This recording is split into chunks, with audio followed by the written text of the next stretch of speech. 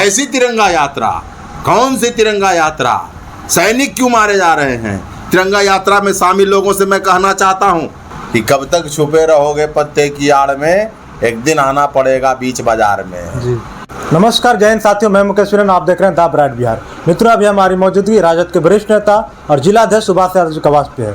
सबसे पहले आपका हमारे चैनल में स्वागत है सर। बहुत बहुत धन्यवाद और आपके सभी दर्शकों को नमस्कार।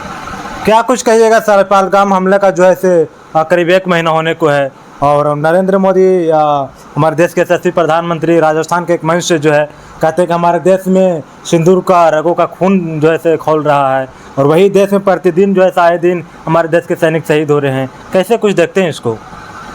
जितने भी सवाल आप कर रहे हैं जी, देश के सैनिकों के प्रतिदिन शहीद होने पर, जी, तो इसके लिए जो प्राधिकृत व्यक्ति वो भारत की प्राधिकृत व्यक्ति नहीं, अगर व्यक्ति के तौर पर देखें तो देश के प्रधानमंत्री, देश के रक्षा मंत्री, लेकिन केंद्र की सरकार या केंद्र सरकार द्वारा अधिकृत कोई व्यक्ति इस विषय पर अपनी बात को रख सकता है। एक आम नागरिक होने के नाते जी, देश के नागरिकों की तरफ से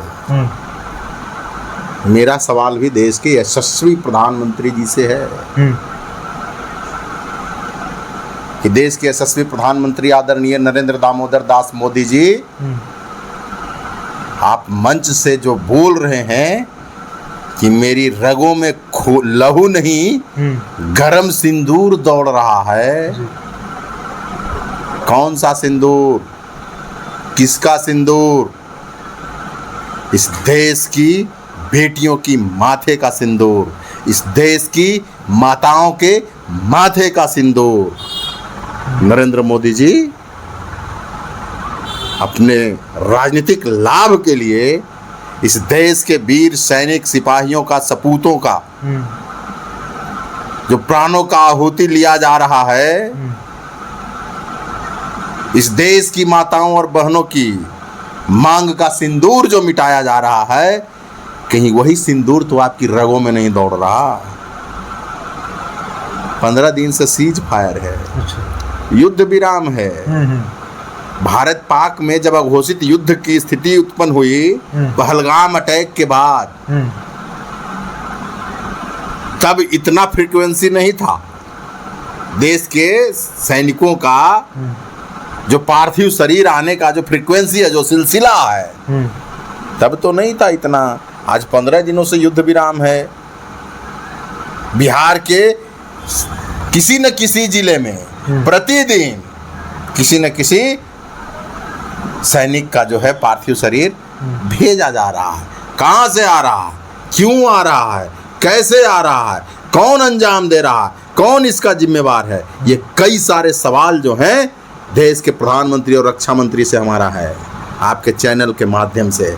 और इस देश के प्रधानमंत्री को यशस्वी प्रधानमंत्री कहने वाले उनके समर्थकों, अंधभक्तों से भी मेरा सवाल है कि आंख में आंख डाल करके और देश के प्रधानमंत्री सरकार के नुमाइंदों से सवाल पूछिए कि युद्ध विराम जब है तो फिर सैनिक मारे कैसे जा रहे हैं? ये बहुत बड़ी सवाल है। और नहीं तो फिर पाकिस्तान ने हमारे कितने जान माल का नुकसान किया है। बात सिर्फ बिहार की नहीं है, मीडिया तो गोदी मीडिया हो गई, मीडिया तो बिकाऊ मीडिया हो गई। पहले राजतंत्र में, राज दरबार में भाट लोग होते थे, हम लोग क्या मगही में कहा जाता है, उनका काम था चापलूसी करना। तो आज के मीडिया की स्थिति जो है ना, पत्रकारिता की जो स्थिति है वो भाटगिरी वाली हो गई है। मेन स्ट्रीम मीडिया, चाहे प्रिंट मीडिया हो, इलेक्ट्रॉनिक मीडिया हो, हकीकत से क्यों नहीं रूबरू देश के लोगों को करवा रही है?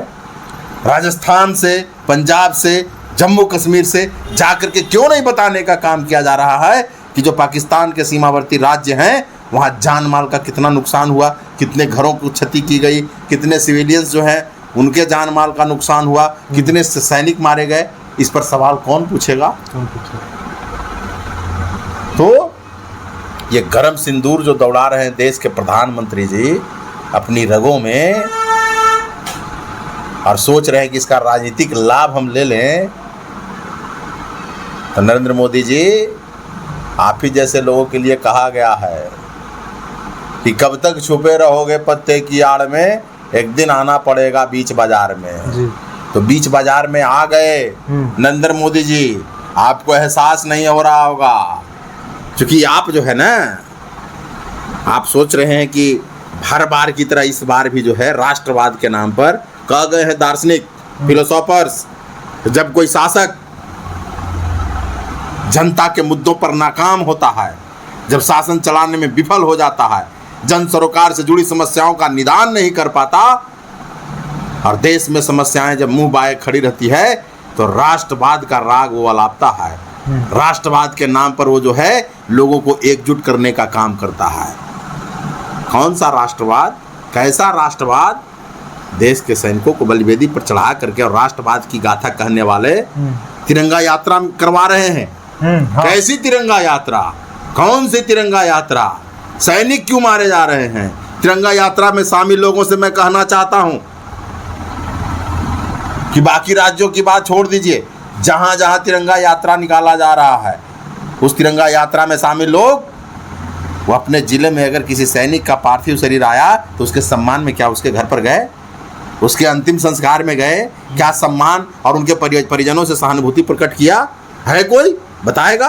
तो ये लोग रंगा सियार वाली कहानी जानते होंगे, सब रंगा सियार है।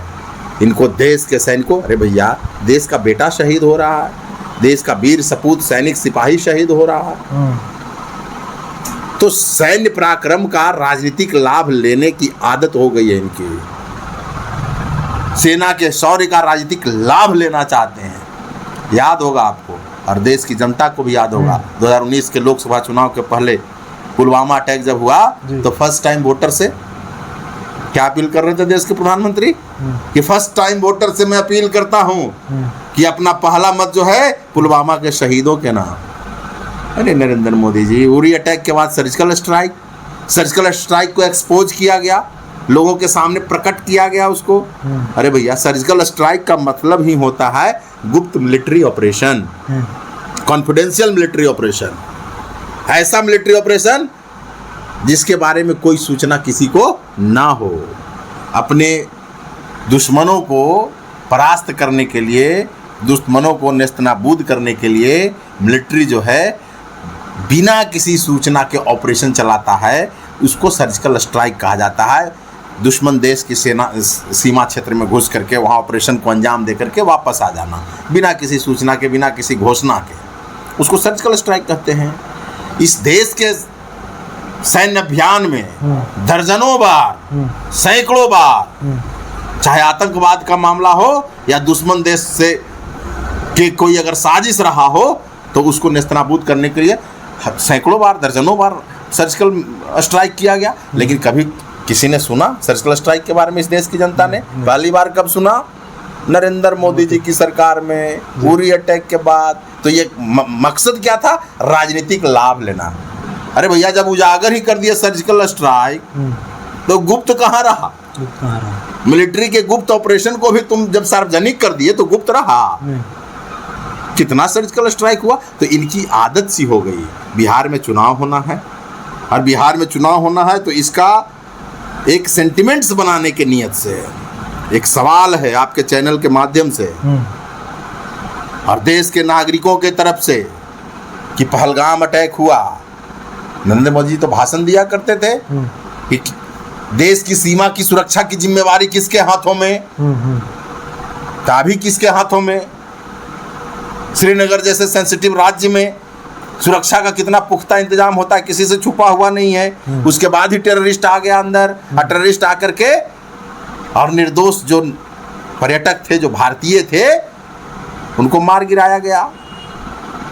भैया, मार गिराया गया, ठीक है, अगर घटना हो भी गई, यहाँ तक मान लिया कि सडन अगर आ गया, लेकिन जब घटना को अंजाम दे दिया तो घटना के अंजाम देने के बाद आतंकवादी कहाँ गया?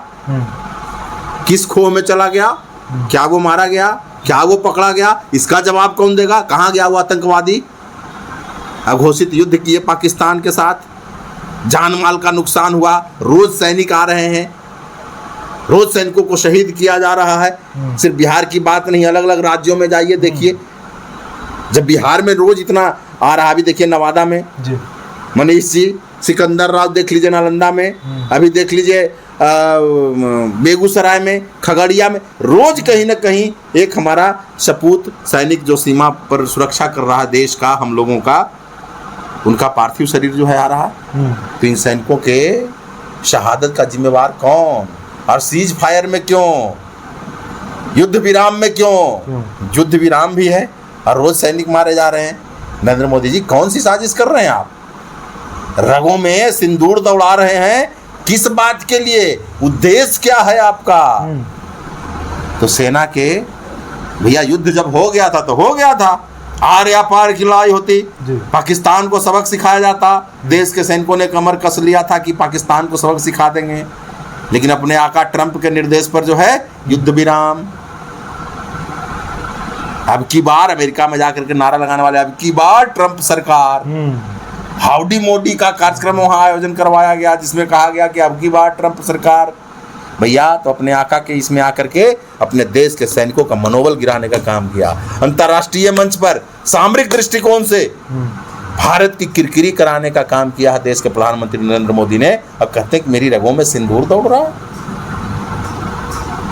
नरेंद्र मोदी जी, उस सिंदूर का हिसाब जो है ना देना पड़ेगा आपको, जो आपकी रगों में बह रहा है। कहाँ से रगों में आपका सिंदूर चला गया?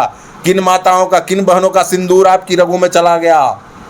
इसका जिम्मेवार कौन है और आप ही के रगों में क्यों गया? ये प्रमाणित करता है कि उन माताओं और बहनों के जो शौहर थे, जो उनके पति थे, उनके शहादत के जिम्मेवार आप हैं और इसका जवाब जो है ना आपको देना पड़ेगा।